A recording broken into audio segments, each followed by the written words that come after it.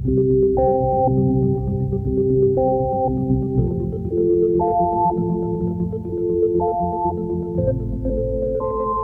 hello there, and welcome to Ryan Rambles You To Rest, the sleep podcast where I ferry you off to rest with the combined might of topics with no worldly import and the dulcet tones of my voice. Time to buckle in.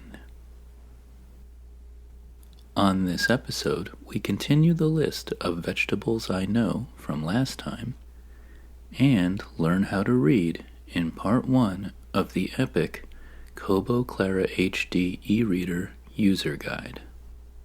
Before we begin, I would like to recommend that you subscribe to this show on your podcast platform of choice or YouTube.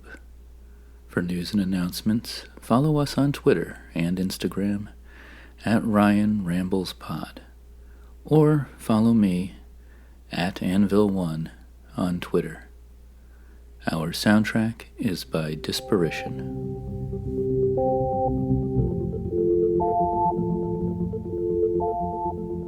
Before we get started, some updates for listeners for this and previous episodes. Last time on Ryan Rambles You To Rest, we encountered a bench during the scroll that was photographed at Ollie's Pond Park. There was a sign in the photograph that was difficult to see, and my first guess was that it could be warning about the presence of either alligators or crabs, or perhaps alligator crabs.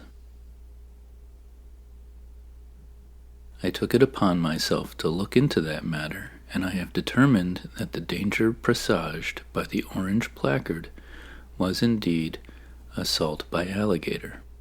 Ollie's Pond Park is located in Port Charlotte, Florida, a part of the United States known for the ubiquity of alligators, or gators. I also learned that while the location information on Instagram referred to Ollie's Pond Park with no apostrophe, the correct name for the park is indeed possessive of Ollie. This is an understandable confusion given that Ollie ends in IE, among the most common word endings denoting plurality in the American vernacular. So there you go. A few things to know if you should go looking for benches or alligators in Port Charlotte, Florida. I should add the warning, in case there is any confusion and some of you might be thinking about taking a whiskey tour, that Port Charlotte, Florida is not the home of the Bruichladdich Distillery, nor the titular peaty Scotch whiskey that bears the same name. Both can be found on Islay in Scotland. While I cannot speak for Port Charlotte, Florida, nor Port Charlotte, Islay, I can highly recommend a visit to Islay itself. We never made it as far west as Port Charlotte. We were focused on southern Islay when we went there, and we stayed in Port Ellen, which is a cute little town on the southern coast, and all along the southern coast is a nicely paved, bikeable or walkable road for pedestrians that goes all along the coast and takes you past Laphroaig, Lagavulin, and all the way up to Ardbeg. If you're a fan of peaty Scotch whiskies, then you know all three of those distilleries and can imagine that that's a pretty good walk. I highly recommend it. It was a bit rainy when we went, but we were able to get a distillery tour in for Lagavulin and for Laphroaig. We were only there for a couple of days, and after going to those distilleries, we spent our last afternoon going up to the north, where we went to Bunnahabhain and left for mainland Scotland from Portiskeag on the northeast side. It's a short drive from Bunnahabhain and pretty close to Colilla. Berglotic, on the other hand, is more on the west side, and if you travel up the west coast from Port Ellen, you'll pass the malting plant and eventually start going westward. But we took a bus that took us north after we started going west, instead of going further west around the rim of the bay, which is Port Charlotte. I'm sure that if we had gone that much further, it would have been a pleasure as well. I tend to like the smoky scotches from Islay. And if you're someone who doesn't care that much for the smoky scotches of Islay, and you find yourself there anyway, among people who do appreciate it, I recommend Bunnahabhain. They're the only distillery that does a non-peaty scotch, and they're also one of the few left that takes pride in continuing to use sherry casks. The result is a rich and flavorful scotch that separates it from the other Isles. Have you been to Scotland? Or Port Charlotte, Florida? Let me know. Our next update is relevant to this episode as we continue our foray into the list of vegetables known by me. Last time we were only able to get 2 items into the list, which I prefaced with the concerned expectation that I would forget, misname, and mislabel vegetables. Well, with just 2 entries to date, I have already gotten one wrong. Bell peppers are not vegetables, but are in fact fruit. After 43 years on Earth, I failed to be aware of this designation. In part, and I should say in my defense, because I have never had a sauce or salsa made with tomatoes and peppers referred to as fruit, anything. I would say the premise is preposterous, but I am not recording this podcast to go down the even more foolish path of denouncing the hard professional work of pomologists and chefs, just because generations of them have failed to disseminate certain simple facts about their craft to the public in an effective fashion. In fact, I am here to help you off to sleep, and perhaps in anticipation of a now distant episode topic. Thus it may delight all of us to know that when it comes time for the list to explore fruits that I know, we will have a freebie in our back pocket. Finally, I have an update that I have now been able to spend enough time operating my Bodum brand Bistro electric coffee grinder, which we learned how to use together, that I can give an update on how I feel about its operation. Overall, I will say that I am very pleased. I use it maybe twice a week to grind coffee beans. It's very easy to use, and it stows very well, and the cord wrapping up into the base of the unit is actually pretty good. Now, I will say that having a brush, and you can get a small paintbrush, for example, like a little wooden handle paintbrush. Having a brush is absolutely essential. You need it to clean out the well of the grinder and the lid, otherwise you've got some greasy coffee on your hands. Literally. Overall, it grinds pretty well. It grinds a little more fine than I would like. I prefer to have a coarse grind for the French press, and this makes it almost an espresso fineness. But it's still good.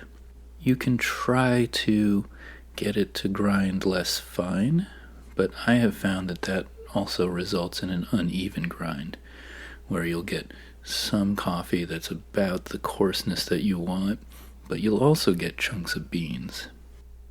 From what I understand, if you really want grind control, you need to go the next level up in coffee grinder and get a mill, but that's I think in the thousands of dollars I've heard, so that's not for me.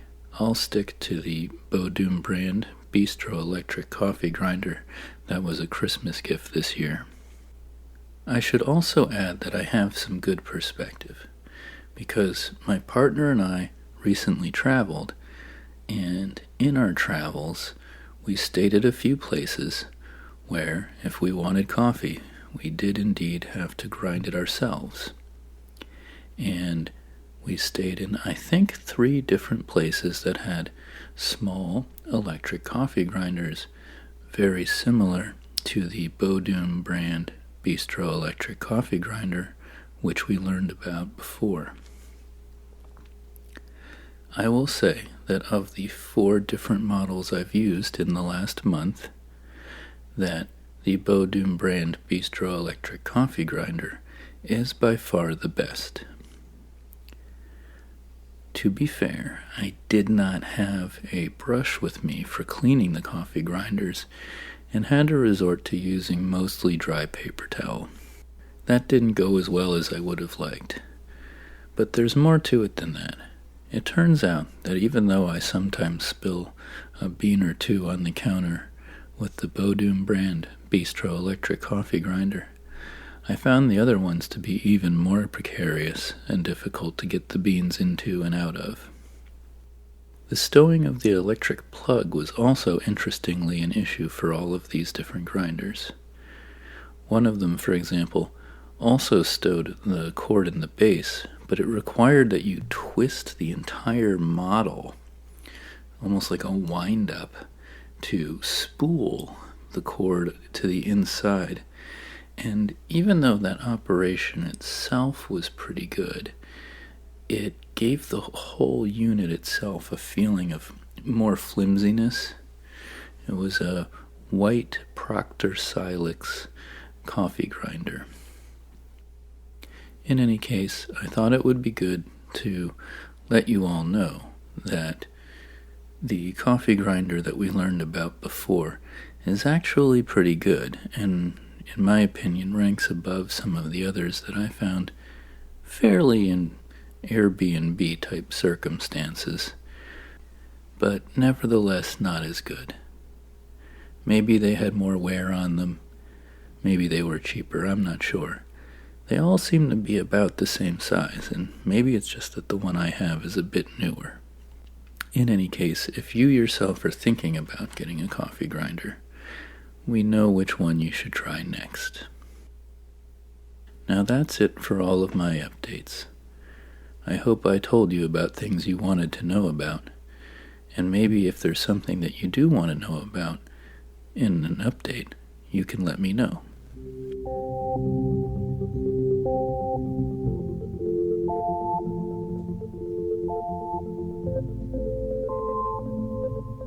For the roundup in this episode, we are continuing the listener-requested list of vegetables I know. To keep this list honest, I am not allowed to use the internet to search for vegetables or confirm their validity within the family.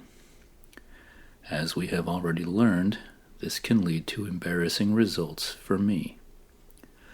But for you, the result we are hoping for is unconsciousness, a state which is fortunately accuracy agnostic. So far, I have listed onions. I now hope to build on that list and break our previous session's numerative record of named vegetables. I think I'll start this one off with carrots, a favorite of the famous cartoon rabbit Bugs Bunny. And me. Would I say they're number 2 to onions? Maybe not.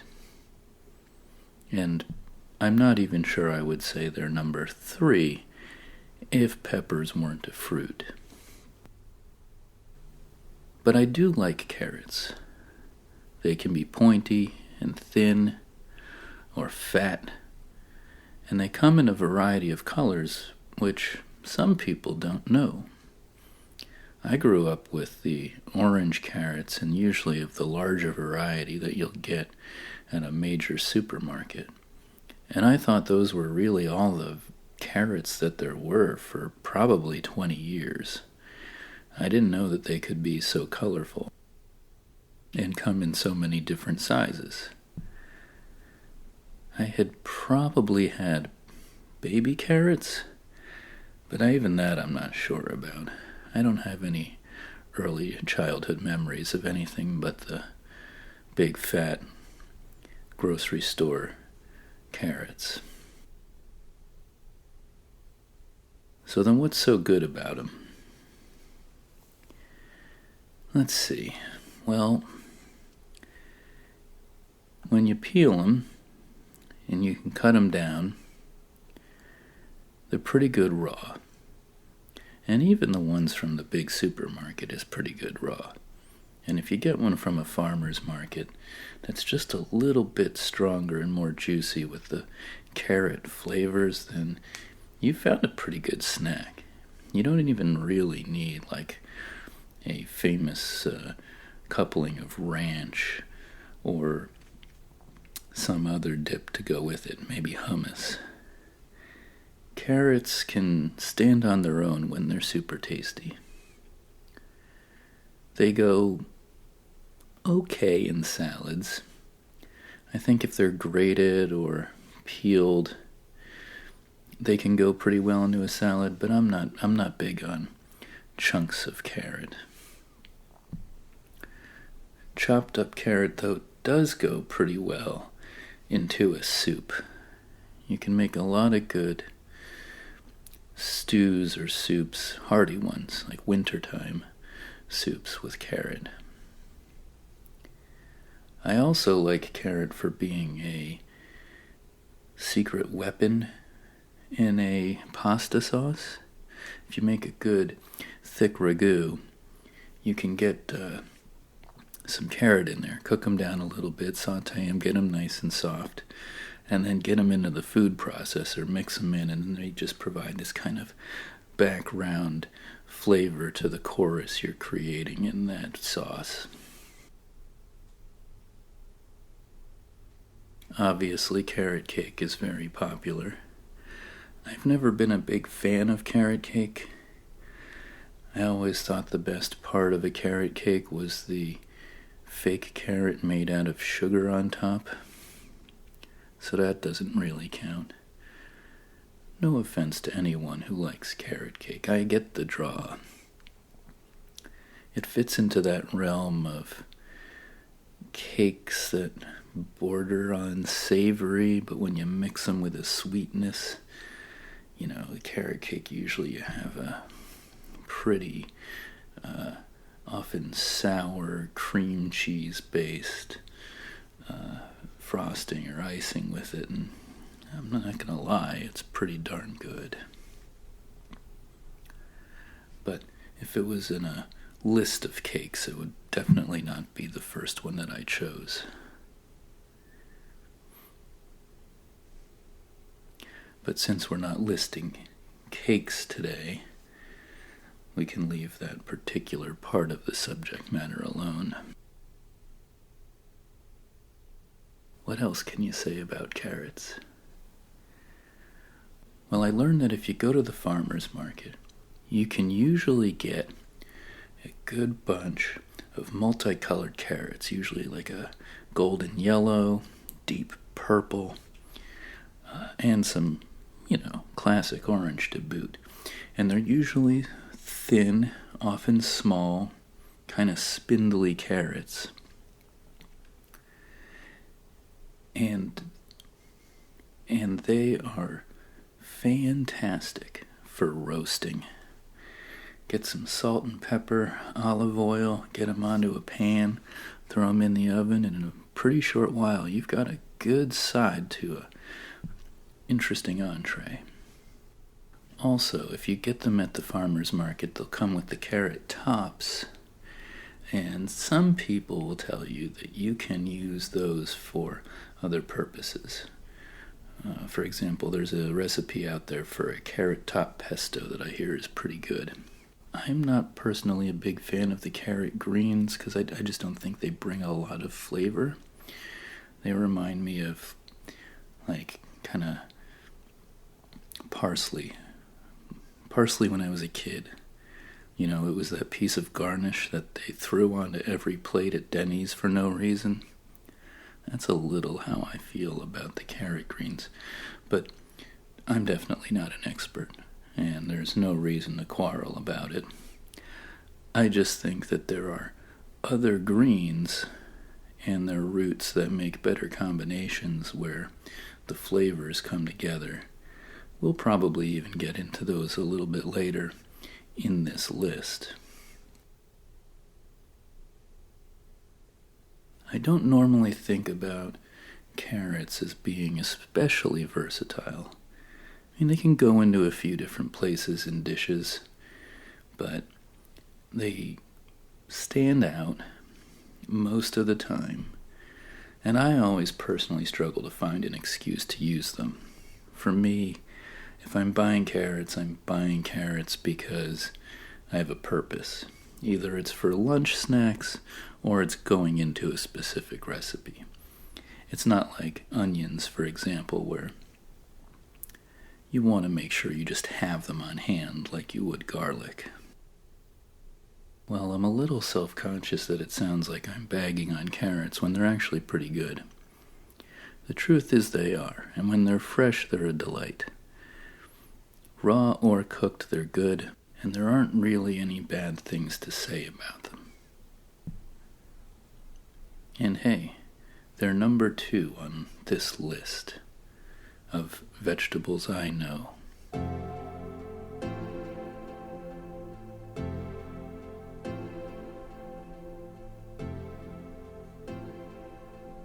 I feel like if I didn't immediately follow carrots with celery, then my credibility as someone who can name vegetables would have to be called into question. So let's talk about celery. Celery is another one that tends to have a lot of specificity for its uses, and it brings a very unique and obvious flavor. But I do think it actually has quite a lot of versatility. You can kind of sneak it into some dishes, and it has a unique flavor that I like to think about having in something that I'm making, because it's something that stands out in the palate. Now, I'll have to preface this by saying that over the last few years I've become something of a celery snob, in that I don't usually like the celery I get at a regular grocery store. It's often too big and watery and a bit low on flavor. However, we've been getting celery from the farmer's market that's really something. It's smaller, thinner, and it definitely loses its hardness pretty quickly, but it keeps its flavor for a while, and the flavor that it keeps is very, very strong. You definitely have to think about whether you want celery to be present in your dish, because this stuff screams celery. That said, though, it's very good, and you might have to use it in a more sparing amount than you would otherwise. But if you like to have that celery flavor in there, the stuff from the farmer's market is great. Like if it's for a soup, for example. If you're doing something salady, then, to be fair, it might not be the best option, because each bite of celery is going to be fairly aggressive. But celery is super good. There's a reason it's part of the Holy Trinity. Of course, it's a snack classic, good for game day. If you're getting classic buffalo wings, you're getting blue cheese, you're getting carrots, you're getting celery. They go hand in hand, you can't have one without the other. When I was a kid, we would sometimes have celery with peanut butter on it. I don't know how common that is, and it's not something that I have done myself voluntarily, I don't think, since I was a kid. And I usually have peanut butter in the house. I don't always have celery, but I almost always have peanut butter on hand. That's, of course, because peanut butter and chocolate ice cream together are really good chocolate ice cream and pretty good peanut butter are basically the best dessert you can have in the world.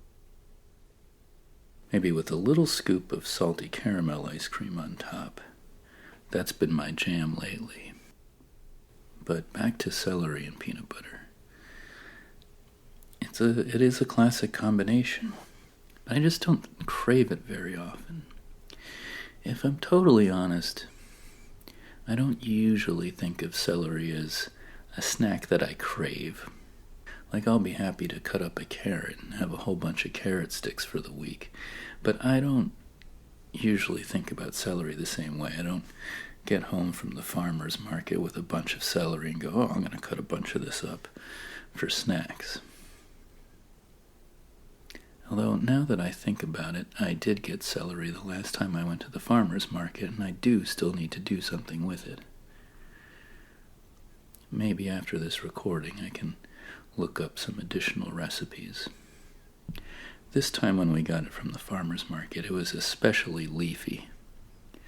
And that can be the downside to the farmer's market version of just about any produce. You get a lot of excess of leaves and stalks and things, and then usually the product itself is a little bit smaller, but almost always the flavor is better, and probably better for you. It's probably worth remarking on the funny shape of celery. Like, it has a stalk, and if you take it off of the bunch, you could argue that you have like a spoon maybe there at the bottom. I've never tried using it as a spoon for soup, or you'd probably need something that has a certain amount of body to it. Like, you could probably scoop hummus or a bean dip maybe. I'm really not sure what the point of talking about celery as a utensil is, but it kind of could be one. And then the rest of the stalk has that sort of horseshoe shape. It's not closed, so you couldn't use it as a straw, but you might be able to find some utility for it. I don't know, maybe it's not important to think about the utility value of celery, but it has got this shape, right? You could maybe use it as like a funnel for pouring a drink or liquid. That seems a little silly too. Of course, celery is also a vital component to one of the most famous morning cocktails, the Bloody Mary. That savory drink, while there are a handful of ingredients that are definitely more important, it's hard to think about having a Bloody Mary without a big stalk of celery stuck in it. One last thing to mention about celery is that, as I said before, there are some vegetables that have an interesting relationship between the vegetable, the leaves, or the roots that they carry flavor together, and celery root is awesome. It carries a flavor of celery, but it comes in a different package. And it's super good to be able to put into like a hearty stew or like a pot pie or a shepherd's pie. It's not fair to talk about celery and not at least make some mention of celery root. And now that I think about it, celery salt is pretty good. But there's not a lot to say about that. It adds salt, it adds a little celery flavor. Well, that's about all I can think about for celery. I'll probably be thinking about it after I'm done recording this and have a whole bunch of ideas of what to talk about. But right now, that's about it for celery. And since we took so much time talking about individual vegetables last time, I'm going to try and keep these a little bit more brief.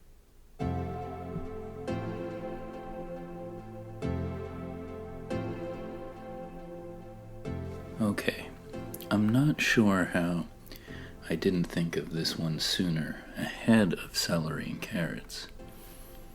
But I definitely have to talk about lettuce. I always love to see what people are doing with lettuce when I go to a restaurant. I know that sounds totally ridiculous, but if you've had the opportunity to acquire really good lettuce, then you know how flavorful it can be, and how good it can be almost by itself in a salad, or on a sandwich, or basically as a side dish. Now, I like to make a salad at home pretty regularly with quality lettuces from the farmer's market. And when the lettuce is really good, all I need is some of that lettuce. I like to do big rustic cuts that you can really sink your fork into. And then it's pretty much a nice olive oil with flavor, white balsamic, salt and pepper,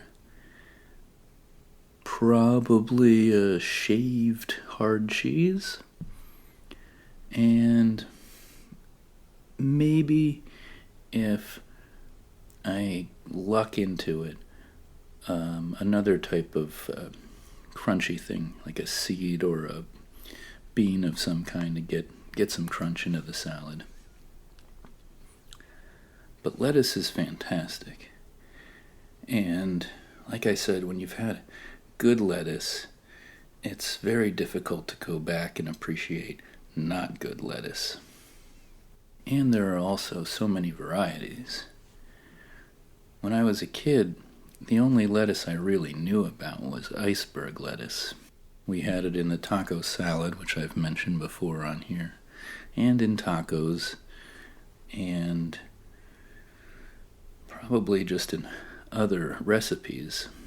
I remember being so used to iceberg lettuce that when I first had to eat romaine lettuce on a regular basis, I didn't like it at all. Of course, I was a kid, and kids are brats, and they also have usually not very sophisticated palates, so it's not totally surprising. But where I am today, it's funny to look back and think that I would be so picky about the difference between iceberg and romaine. Today, I think they're borderline identical. However, I do have to say that if you're being kinda lazy, you can take a romaine, chop it all up, throw it in a bowl, throw in some Caesar dressing, some croutons, a little salt and pepper extra, toss that up, and you've got a pretty damn tasty salad on your hands as a snack or a side dish. But really, lettuce shines when you get the good stuff. When you can go to a farmer's market, the one that we have here, one of the places sort of prides themselves on lettuce, and you can get some great little gems and butter lettuce and red leaves, in addition to all of the other leafy greens that I feel like maybe I should mention separately from lettuce and keep it to the lettuce family. The upside to good lettuce, too, is that it usually stores pretty well and can last a while. So, you can buy a few small heads of little gem, maybe, and keep those in the fridge for a week or two before you need to use them. I also think that lettuce is a way into gauging how serious a restaurant is about the quality of all of its food. You'll see a lot of restaurants, especially fancy ones, will like to offer a lettuce forward salad on the menu often mentioning how nice the lettuce is, or, not just saying lettuce, but saying the variety of lettuce. And the way they treat that lettuce can give you an idea of really how much they respect their ingredients in general, because a good lettuce can speak for itself. And if it comes to your table drenched in too much dressing, or covered in too much of something that takes away the flavor, or accompanied by too many other bold flavors, then they're really covering up the fact that the lettuce they have is not very good and probably shouldn't be on the menu. Well, maybe that's a bit harsh. I understand that some restaurants have to keep their menu as is, and they can't always have the best lettuce. But I feel like if a restaurant is worth its salt, it'll know when to exclude it and not. I feel the same way about tomatoes, too. I just don't like seeing tomatoes anywhere on a menu when they're out of season. But a tomato, as we all know, is a fruit, and we're not going to spend much time talking about it here. There maybe aren't a ton of places that you can put lettuce on a menu or into a dish at home, but where they are is somewhat significant. I'm one of those weirdos who likes to have lettuce on a burrito because it gives it a little bit of extra crunch. Obviously, the burrito can't sit for too long or the lettuce will wilt, but a nice freshly wrapped burrito with lettuce is pretty cool. And then, of course, it goes in the, what I like to call white people tacos, the crunchy ones. And one of my favorite things of all time is the Italian hoagie. And the Italian hoagie needs to have shredded lettuce in it. Not leaves, not chopped up lettuce, shredded lettuce. And that's probably going to be iceberg. There's nothing real healthy about that sandwich, unless maybe the tomatoes are pretty good. But if there's any exception to the rule that I mentioned earlier about when tomatoes are in season, it's gotta be the Italian hoagie or sub. That thing can have been in a freezer for 8 months, it doesn't matter. You want big fat slices of tomato to go along the top. You're gonna sprinkle that with oregano and salt and pepper and oil anyway. Lettuce really is a staple to me. Even though I don't put it in a lot of things, I like having it around. I like being able to use it on a whim and make a small salad or put it into a sandwich. It just adds a little bit of extra if it's not featured.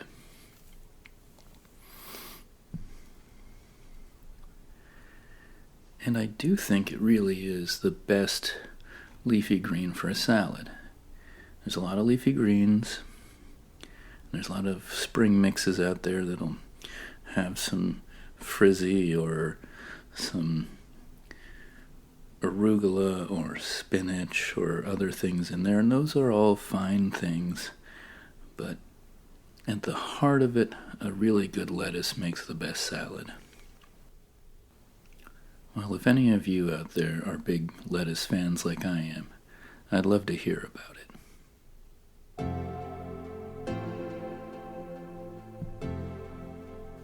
Cucumbers.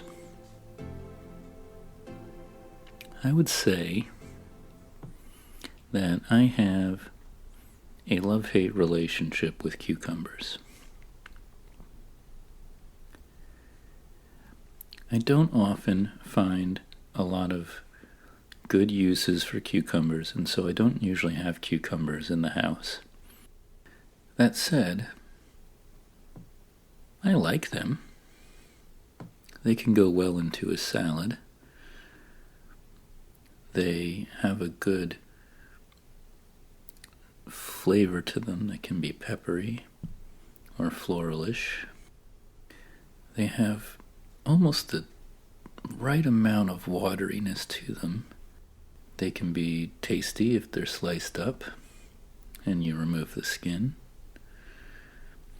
They can be a good snack if they're speared like a carrot. I love pickles. My favorite is a good cold filtered dill pickle, like the Clausen kind. The ones that aren't super shelf stable and you have to get from the refrigerator at the supermarket. A good half sour pickle at a Jewish deli is basically heaven to go along with a Reuben sandwich or a Rachel if that's your mood that day. Pickles are pretty fantastic. They go well with sandwiches. I like a pickle spear. I'm not big on pickles on a sandwich, but I like pickles with a sandwich. Like even having the pickle chips on the side I like, just because I like the vinegariness and the potency of the pickle, but I don't always like it to be inside the sandwich. The exception to that might be sometimes on a hamburger, but most of the time I want my pickles on the side. And they're super good. And sometimes that brine is really good, especially those cold filtered ones. If you've ever had a pickle back with whiskey, you know what I'm talking about. But I like that brine pretty good anyway. I'll drink that out of the jar. Which goes back to something that I think about on occasion, which is, why aren't there more savory soft drinks? There's V8, and that's about it. At least it comes to mind immediately. You can think of a galaxy of sweet drinks, but there aren't many savory ones. And I think a good cold pickle brine would make a good one. Sell it in a small can like V8. Hey, maybe that's $1 million idea that's gonna sneak into your mind while you're sleeping. And you can have it. If you manage to pull that one off, I won't be coming after you. I'll just be enjoying your delicious cold beverages. Cucumber water. Now that's pretty good. Personally, I'm probably more of a lemon water guy. But that cucumber spa water, that's pretty good. It's hard to go wrong with that. Very refreshing. I'm not sure what else there is to say about cucumbers. I don't use them very often, like I said. I don't have any favorite dishes that I use them in. But I do think they're good. They're worthy of consideration. And talking about them now, I kind of feel like I should give them a better chance. Maybe get some cucumbers the next time I'm out. What do you think about cucumbers? Do you like them a lot? And if so, I'd like to hear what you like to make with them.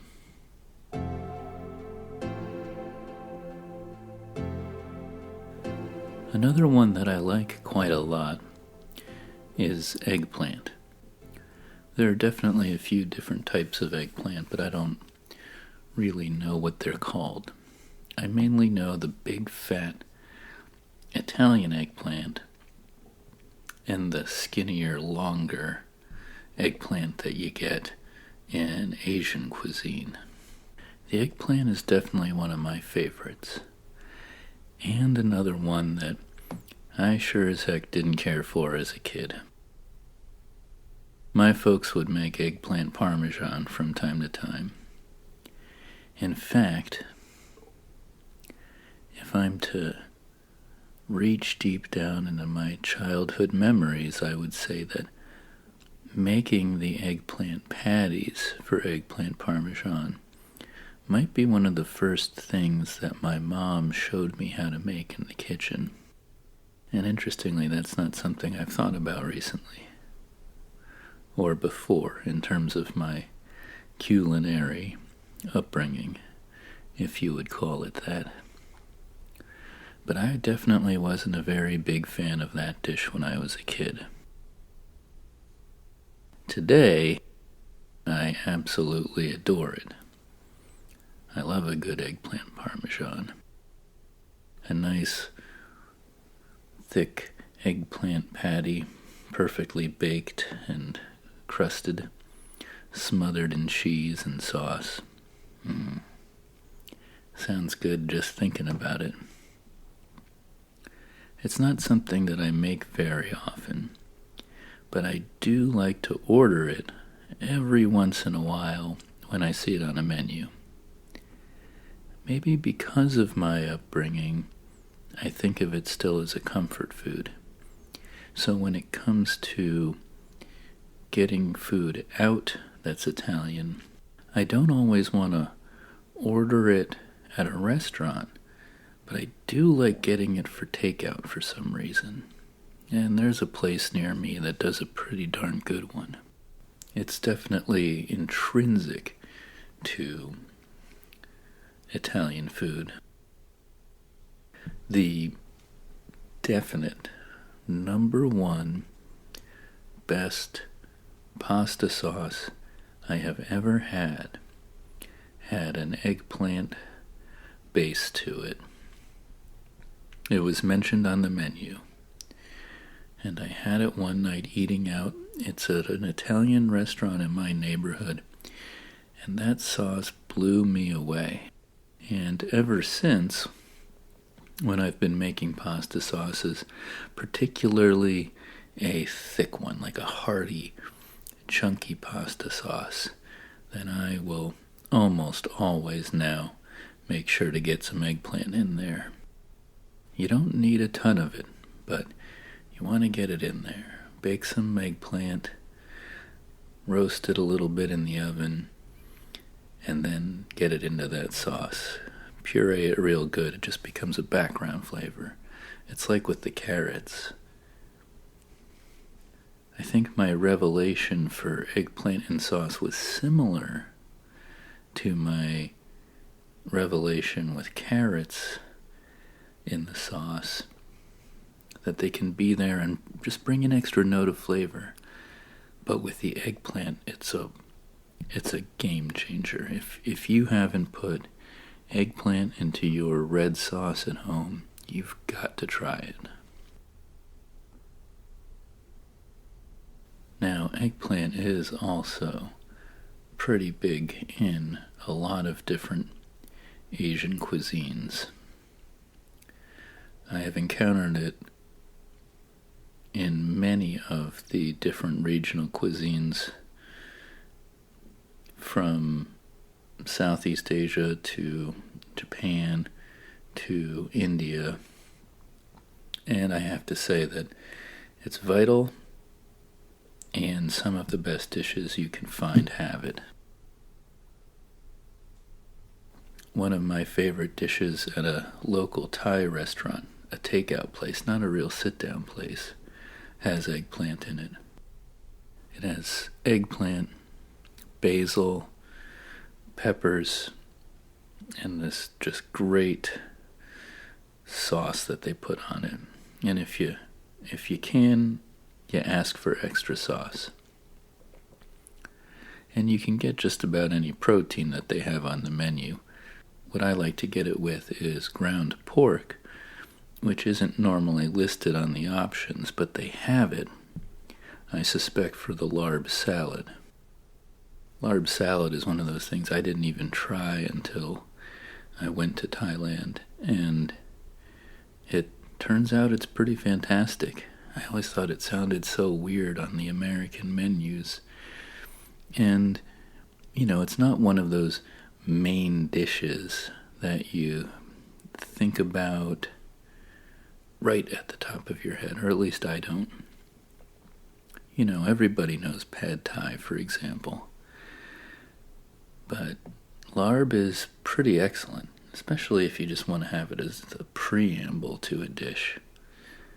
It was the same thing for me with the mango sticky rice. Something that I just never tried at home, and then when I was in Thailand, I was just blown away by how good it was. back to eggplant. Crucial to many Asian cuisines. There's a small hole-in-the-wall restaurant near me that used to be unique for having skewers, but now it's popular everywhere. But they were one of the first places that I had skewers, and they did a skewer that was eggplant with cheese on it. This is, by the way, a Japanese restaurant. So it's izakaya before we had restaurants everywhere that did izakaya. But they had a eggplant skewer with these very thinly sliced pieces of eggplant and a thin pad of mozzarella cheese on top.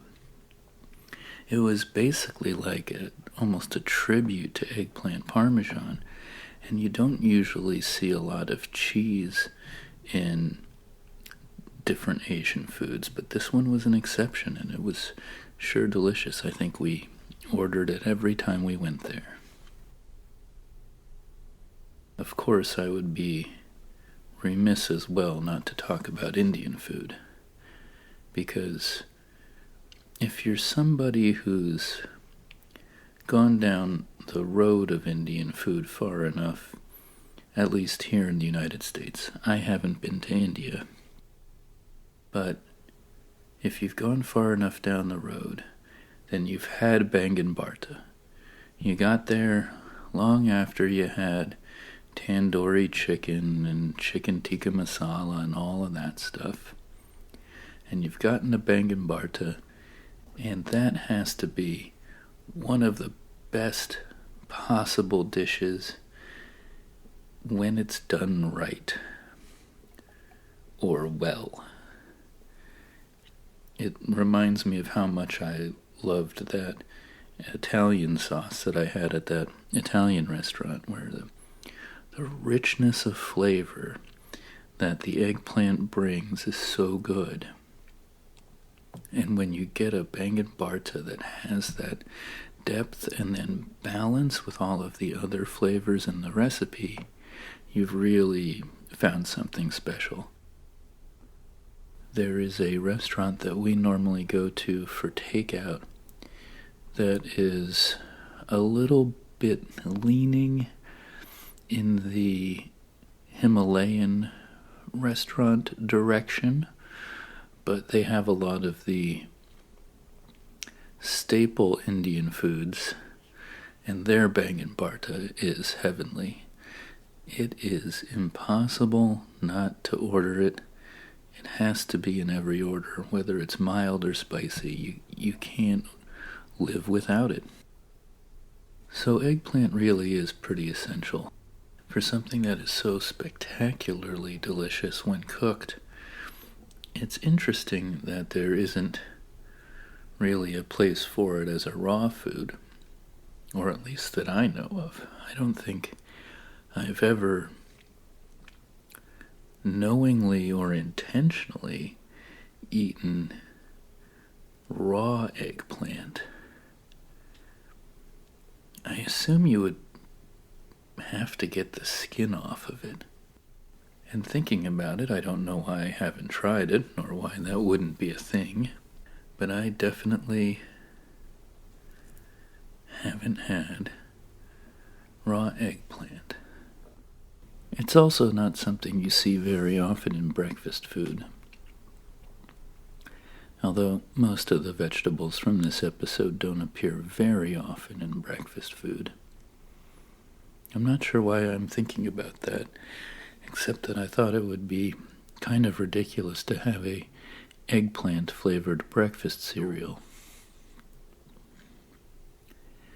Eggplant for me really comes to mind as a dinner food, and maybe like a late-night food as well.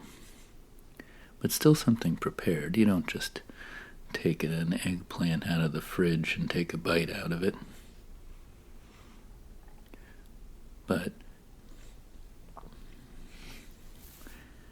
but it doesn't even strike me right off the top of my head as something for lunch. Although I have seen eggplant sandwiches and with roasted eggplant, so that would definitely be a thing.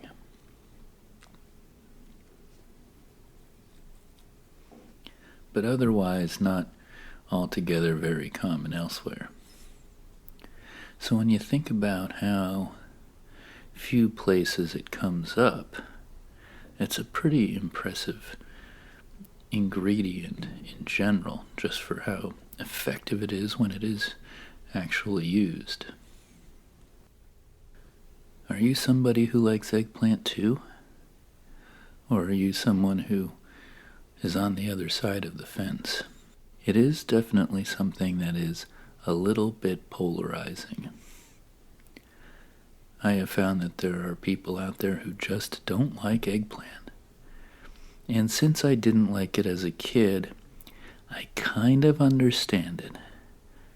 But I would bet that if they had Bangin' Barta that was really good, or if they had a pasta sauce with eggplant in it, they would love it. The last thing that comes to mind about eggplant is the name. Why is it called that? In a segment for the show where I can't use the internet to help me, this might be one of the most frustrating moments. Why is it called an eggplant? It doesn't have a shell like an egg, or a yolk. It doesn't have a center that's rich and an outer membrane that sets when it's heated.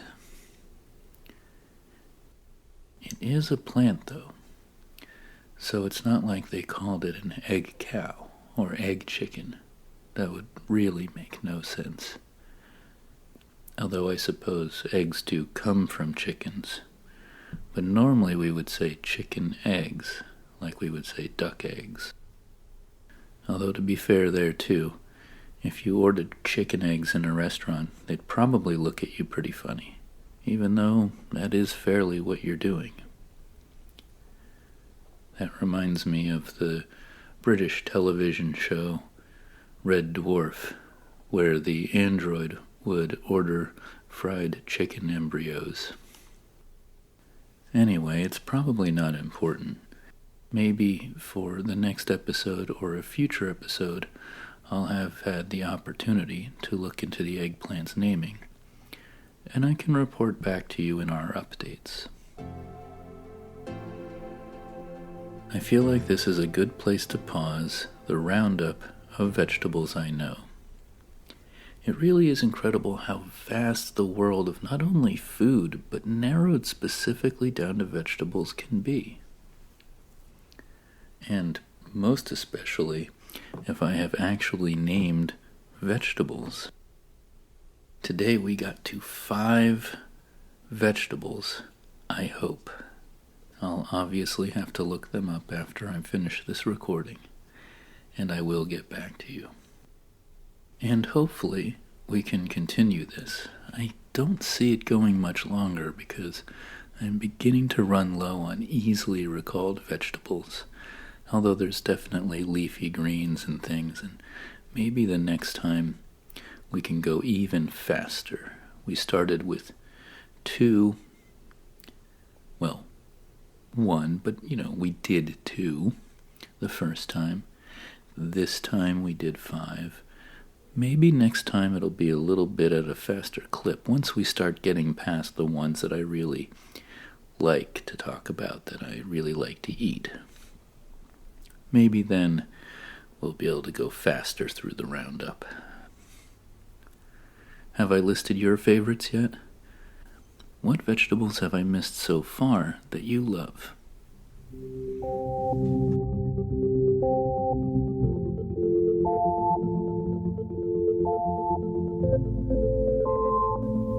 Since listeners have requested another segment of How To, and because it also came up in last episode's really random topic, We now turn to another instruction manual. Are you an avid reader? We recently acquired a pair of Kobo Clara HD e-readers in advance of a journey away from home, and discovered that having an e-reader is a great way to keep up with your reading. To begin with, the variety that we purchased, which is on the lower end of fanciness, is very compact, and with a cover on it, it's very easy to stow in your luggage or even on your person. I found that some of my shorts and pants had large enough pockets to hold the book. It is also impossible to overstate the benefit of having all of your reading in one compact place.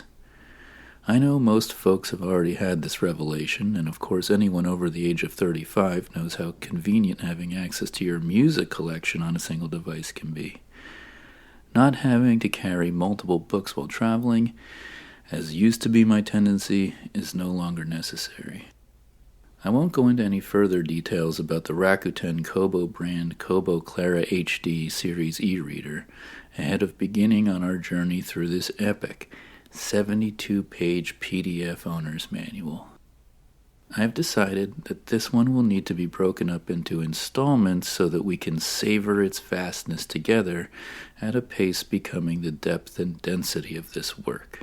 I also thought it would be a fun stroke of meta to read this user manual for the Kobo Clara HD e-reader on a Kobo Clara HD e-reader.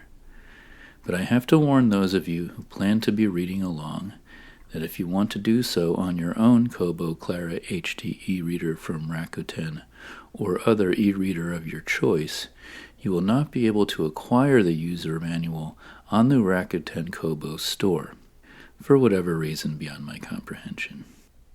Instead, you will have to go to the official Kobo website, download the manual. This is kobo.com/user guides, one word, and install it on your device manually. I use Adobe Digital Editions and a hardwired connection to the Kobo Clara HD. How do you manually add books to your e-reader or preferred handheld device? Let me know.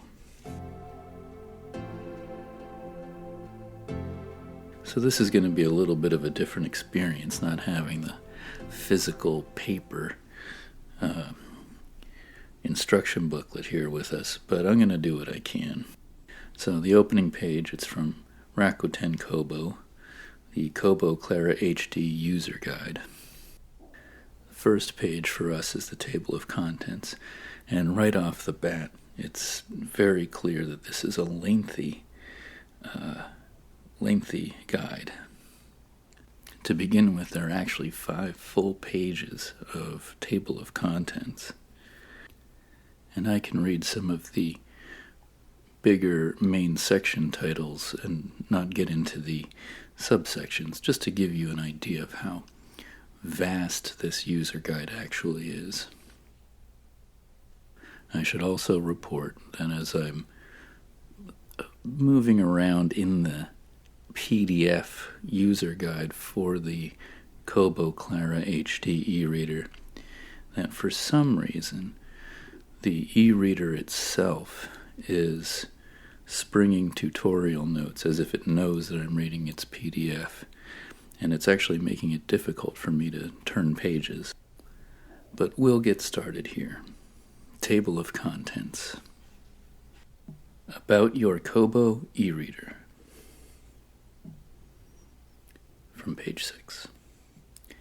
Using Wi-Fi, from page 19. Syncing your Kobo e-reader, page 22. Adding books, page 25. Reading your books, page 29. I guess there's instructions on how to read. Downloading books from the Kobo Cloud, page 31. Reading on your Kobo e-reader, page 36.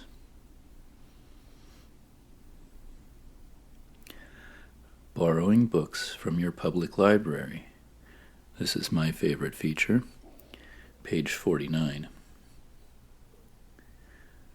Locking your eReader's screen, page 61. Troubleshooting your eReader, page 64. Getting help, page 71. So that is the full table of contents for the Kobo Clara HD eReader from Rakuten. Let's see how far we can get. Part 1. About your Kobo eReader. What's in this section? And here are the bullets. Anatomy of your Kobo eReader. Turning your Kobo eReader on and off. Charging your Kobo eReader. Charging your Kobo eReader with a wall adapter. Using the touchscreen. Using your home screen. Adjusting screen brightness. About the natural light feature. Using the natural light feature. Connecting to your computer.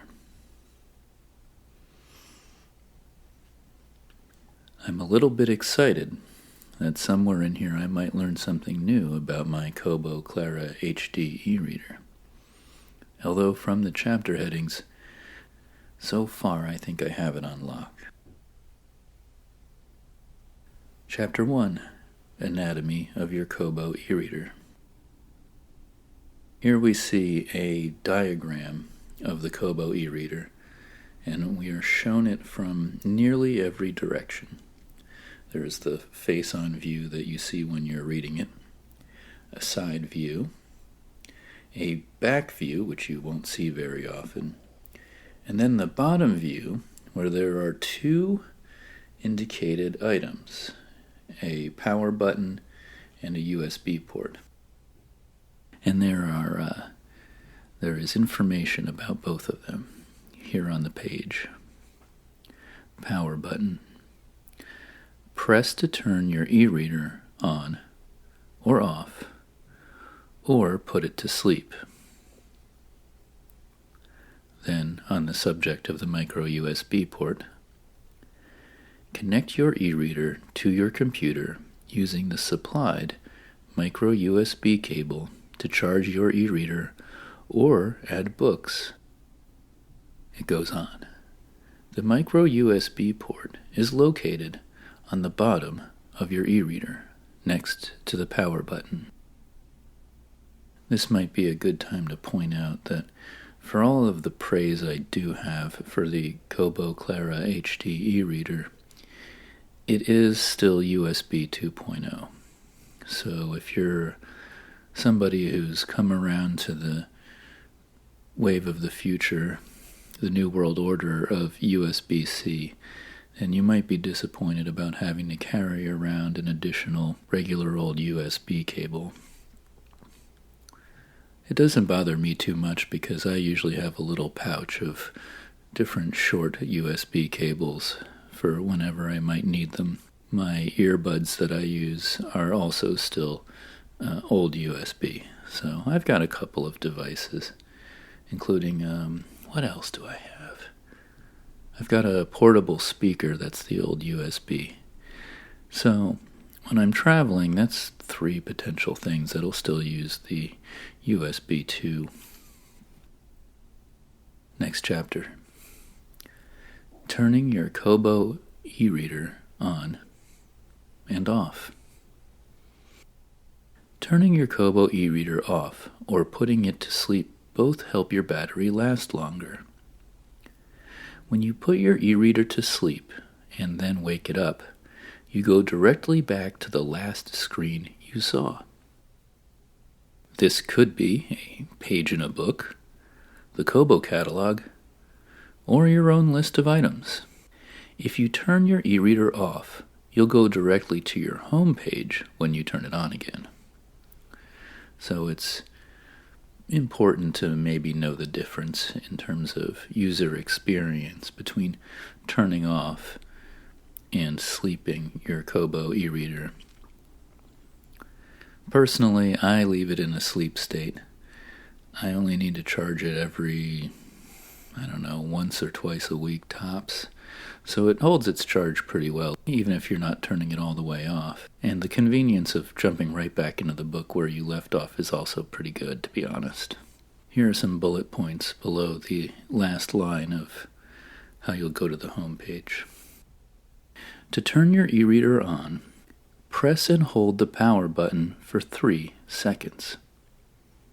The power light will blink, and your e-reader will turn on. To put your e-reader to sleep, press the power button quickly.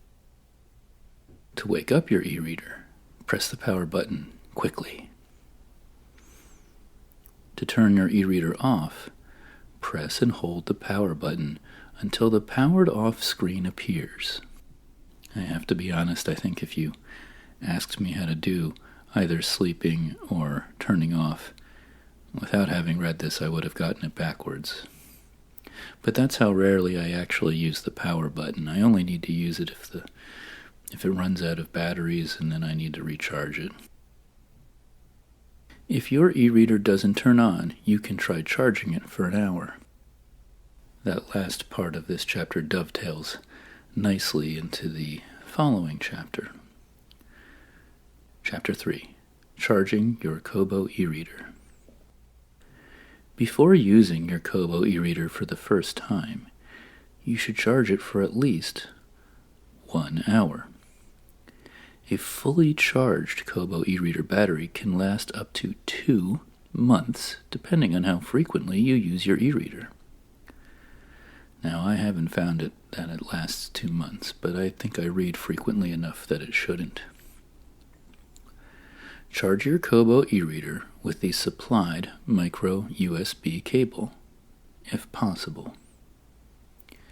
If you need to replace your micro USB cable, you can get a new one at any location where micro USB cables are sold. Follow these steps to charge your e-reader. 1. Turn on your computer.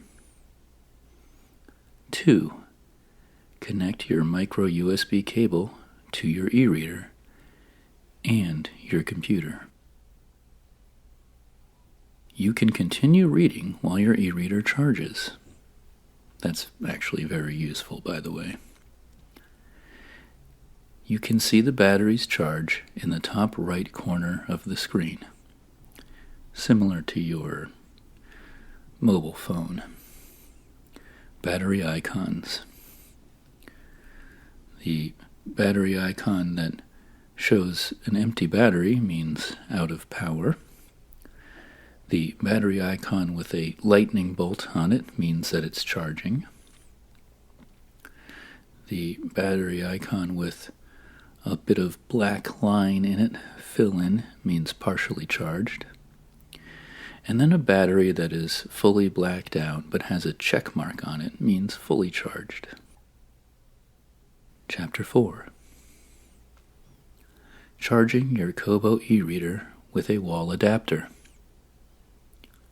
You can charge your Kobo e-reader with any 5-volt, 800 milliamp micro USB adapter. Note: if you're traveling to a country with different electrical systems, be sure you have the proper converter before you charge your Kobo e-reader using a power outlet. Using the touchscreen. When your e-reader is on, you can touch the screen to open books, turn pages, select items, and more. Here are a few gestures you might find useful. Tap. Touch the screen lightly to open a book, turn a page, select a menu, and more. This is the gesture you'll use the most. That's very true. Swipe. Use this gesture to scroll through the books on your e-reader and turn pages. I guess it's true that you can use swipe to turn pages, but I find it's most useful to just tap the left or right side of the screen. Press and hold. Touch the screen and hold your finger in place. You can use this gesture on your book covers and book titles to see more options. See, there's something I didn't know about pressing on the book covers to see more options. I think it just will link you to the store so you can see either the option of purchasing the book if you haven't, or seeing more books by the author. This gesture also lets you select text while reading. Press and hold a word, and when you let go, your e-reader will underline your selection and show a circle at each end of the word. Drag the circles to select more text. Note, not all books allow text selection. For example, you cannot select text in PDFs of comic books. Using your home screen. Your home screen is where you'll find books you're currently reading, book recommendations, and more. Here are a few things you can do from your home screen. Sync and update your e-reader. The sync feature keeps your e-reader up to date with the latest books you've purchased from Kobo. Syncing also updates your e-reader with the newest e-reader software when it's available. New e-reader software may include improved and new features. It's true, the sync feature is something that you will definitely be using all the time if you're like me and you're primarily getting your books from the library and you have to, take out new books or return books and you need to update, fairly regularly. What I'm saying is that it makes sense that the sync button is on the main screen and not hidden in an overflow menu. Buy books. Looking for something to read? Try using the search function to find books in the Kobo bookstore, or find a book on your e-reader. Read a book. That's what we're here for after all. Books you've recently read or purchased appear on your home screen. To open a book, just tap on its cover. It's true that it does that. It'll show the books that you've most recently downloaded or purchased. It's a little weird. Maybe we'll get here when we get to the library section, but sometimes what happens is you get a copy of the book, and then because you've returned it once to the library or because it's gone through one reservation cycle, your book will be removed and replaced with a preview copy. And the preview copy is basically just an information card that is a fill-in for that book if it was there. And so sometimes you end up with both of them in your menus, and then sometimes you have both of them on your home screen, and because it doesn't specify, it just shows book covers, you don't know which is the right one to click on. So it's a little bit of a buggy feature. But that said, it's good to be able to click on your books.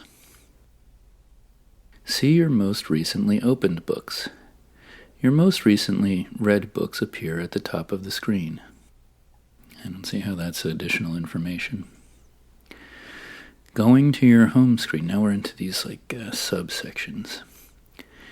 You can get to your home screen any time while you're reading or when you're browsing for books on your e-reader. To go to your home screen while reading, tap the middle of the screen to bring up the reading menu, then tap on the menu icon at the top of the screen. Tap Home to go back to your home screen. To go to your home screen while browsing for books or within a menu, tap the menu icon at the top of the screen, then tap Home.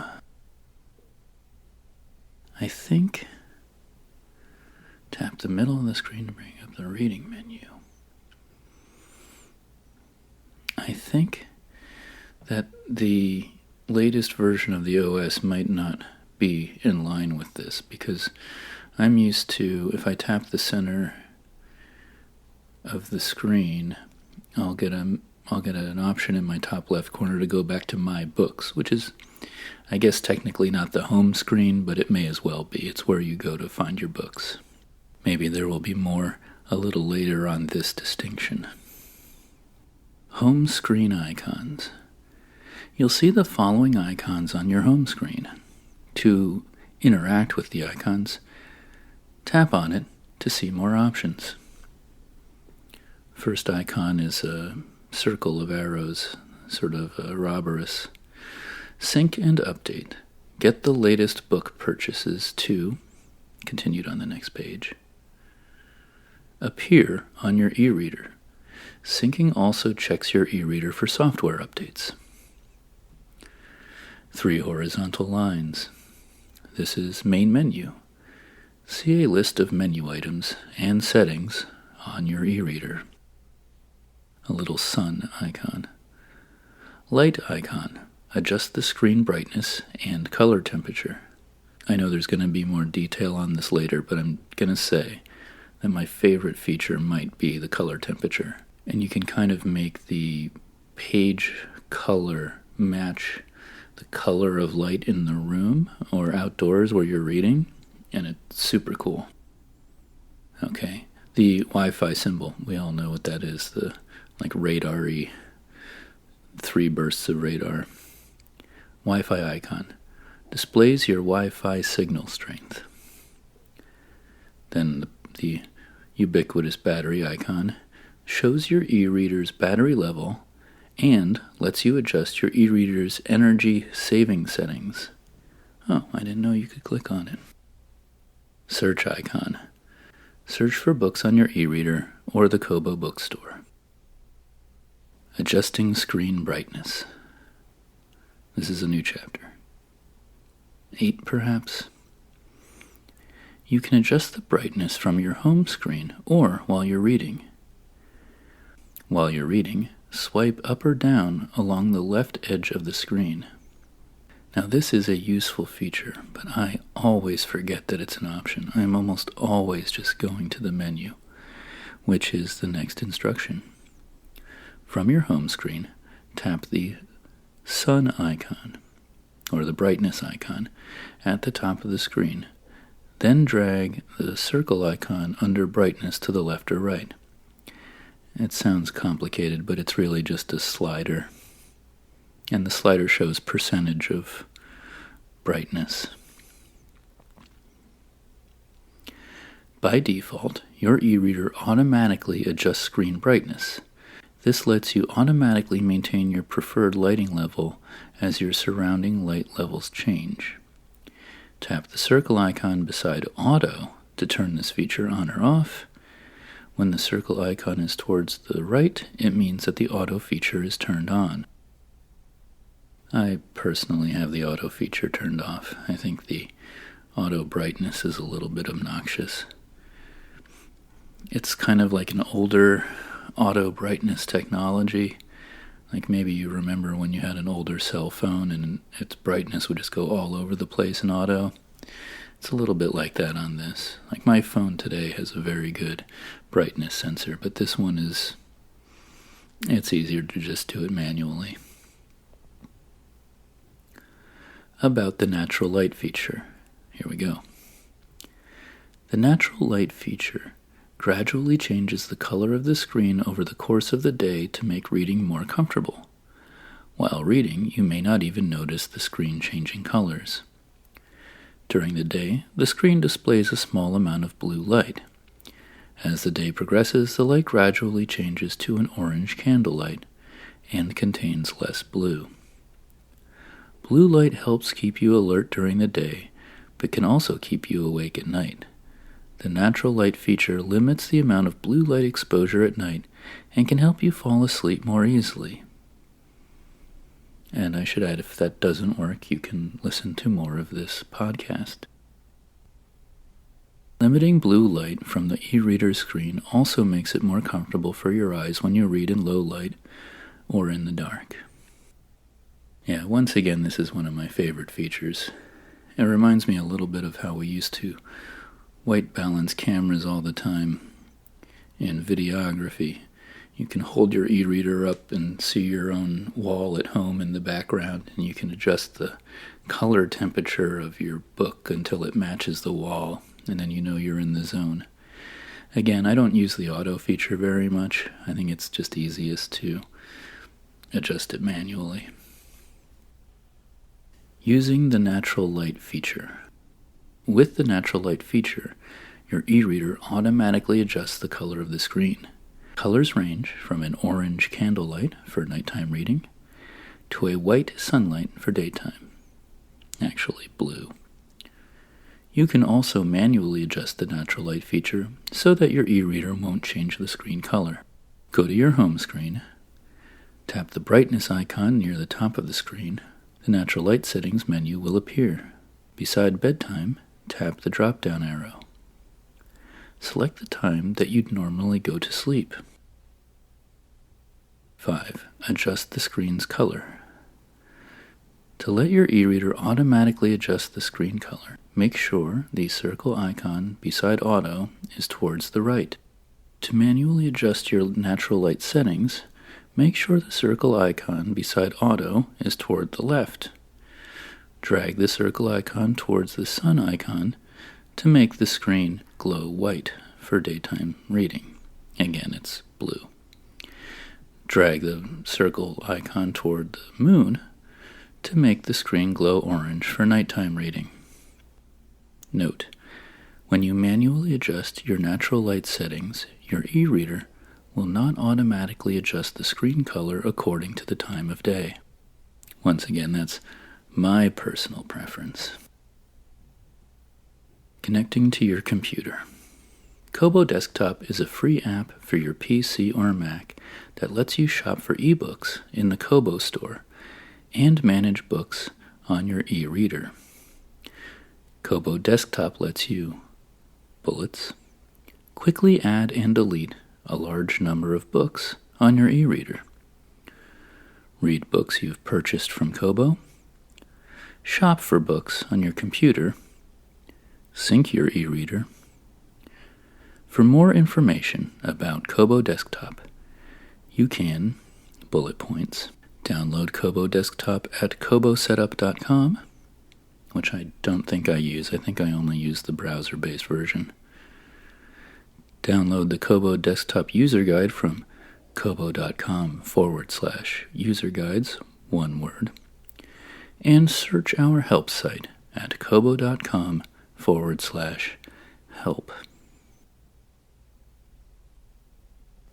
Part 2 of the Kobo Clara HD e-reader from Rakuten User Guide.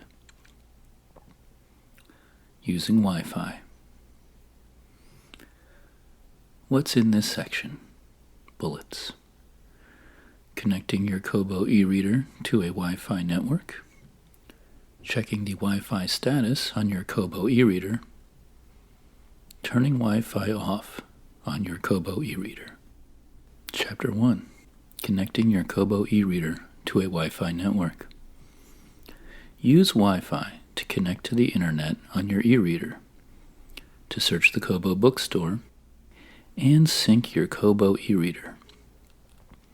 All you need is access to a wireless network. Step 1. Go to your home screen. Step 2. Tap the sync icon at the top of the screen. Step 3. Tap Sync Now. Your e-reader will try to connect to the Wi-Fi. This may take a moment. Step 4. You'll be prompted to choose a wireless network. Tap the name of the network you want to use. If there's a lock icon next to the network, you'll need a password to join that network. Step 5. If you're prompted for a network password, use the keyboard to type in the password and then tap Join. You can tap Show Password to see what you're typing. Chapter 2. Checking the Wi-Fi status on your Kobo e-reader. To see if you're connected to the internet, check the Wi-Fi status icon at the top of your screen. Wi-Fi icons, bullets. Grayed out. Wi-Fi is on standby to conserve battery power. Outline. Wi-Fi is disabled. Partial lines. you have a moderately good Wi-Fi connection. Full lines, you have an excellent Wi-Fi connection. You may have to sync your eReader to see the Wi-Fi status icon. Step 1. Go to your home screen. Step 2. Tap the sync icon on the top of the screen. Step 3. Tap Sync Now. The Wi-Fi status icon will appear at the top of the screen. Turning Wi-Fi off on your Kobo eReader. Chapter 3. You can turn Wi-Fi off to stop your Kobo eReader from connecting to the Internet. This will extend your eReader's battery life and will let you use your eReader on an airplane. Your Wi-Fi connection will turn off automatically if it's inactive for more than 5 minutes. Step 1. Go to your home screen. Step 2. Tap the Wi-Fi icon at the top of the screen. Note: if you don't see the Wi-Fi icon, tap the sync icon at the top of the screen, then tap Sync Now. Tap the Wi-Fi icon at the top of the screen when it appears. Step 3. Tap the circle icon beside Wi-Fi Enabled. If a Cancel Sync ? Message appears, tap Yes to continue. When you see a dialog box that says Wi-Fi Disabled, your eReader will no longer have access to the Internet. And thus concludes Part 2, Using Wi-Fi. Narratively speaking, this feels like a natural point in our journey through the epic saga of the Rakuten Kobo Clara HD eReader Instruction Manual, or User Guide, to pause until next time. I hope that you have found this exploration as thoroughly relaxing and tedious as was intended to be. Next time we will pick up here for a perhaps unthrilling continuation to this adventure.